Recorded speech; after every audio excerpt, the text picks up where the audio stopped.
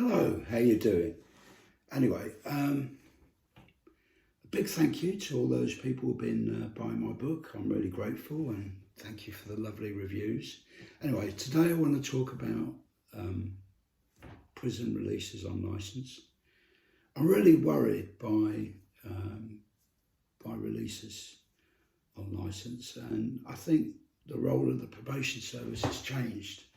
And what I would like to see is Grayling brought in reforms, and the result of his reforms resulted in the probation service actually supervising many more people on licence than they used to before.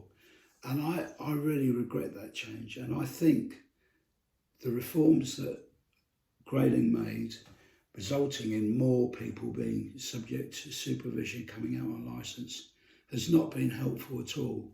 And I think these should be reversed, so that the net work of the probation service should be, in my opinion, on positive rehabilitation work on probation orders. And the work of people on licence has been really difficult because, as well, the burden of proof.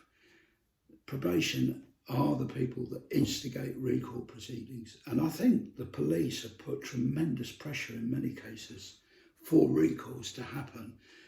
And really, recalls should only happen, in my opinion, if the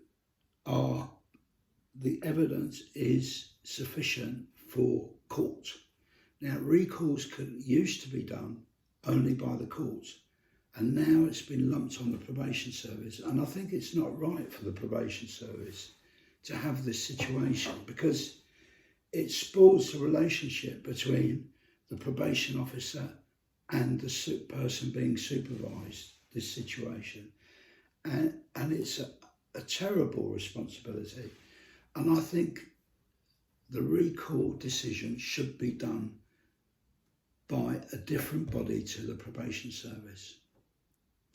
Now, it could be back into the courts again, or the parole board, or a special body made by the Home Office. But it should not be for the probation service alone. And I think recall should only happen in serious cases where there is plenty of evidence of breach, not on suspicions.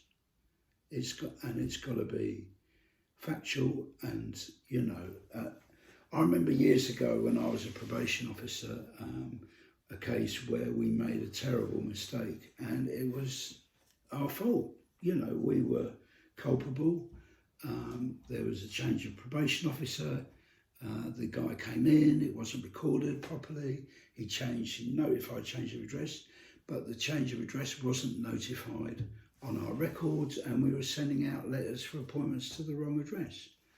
Completely, and because he wasn't turning up, completely for these appointments, completely probation were at fault. And I'm sure that there are other mistakes. So really, the facts need to be there, and the evidence needs to be there, and it needs to be sufficient to satisfy a third party.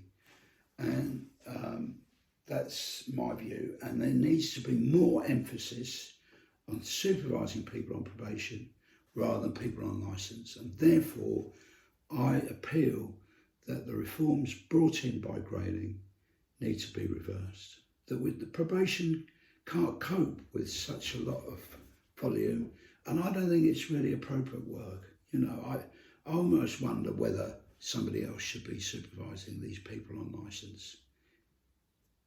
Maybe people should report into the police station, like they used to. Why not?